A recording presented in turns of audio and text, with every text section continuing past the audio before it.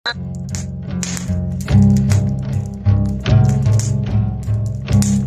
الله الرحمن الرحيم.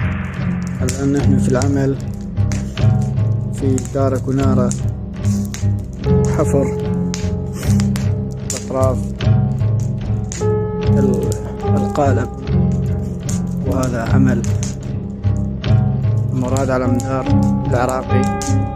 وهذا المواد والعمل، وبالليل نعمل وبالنهار نعمل لكسب المعيشة. أنا رجل أسوي مستحيل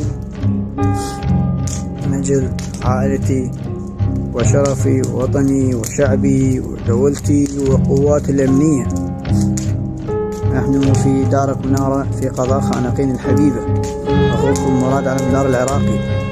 الآن نحن في العمل بالليل، وهذا الذهاب يستمر لقضية الوطن والقوات الأمنية البطلة العراقية من كل جهات الأمنية، شمال جنوب شرق غرب.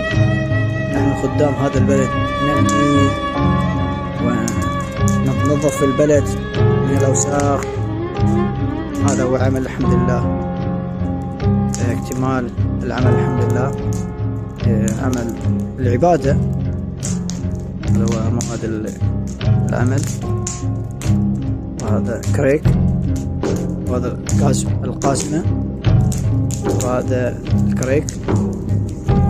هذا هو العمل مراد على مدار العراقي. هو حفر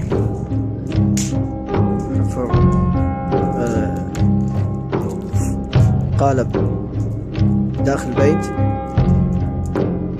وهذا اشتعال النار شدة البرد في فصل الشتاء 2023 الشهر الثاني، تاريخ 2 يوم الخميس شباط. أخوكم مراد على مدار العراقي، خادمكم خادم الوطن وأهلي وشعبي وجيش الأبطال.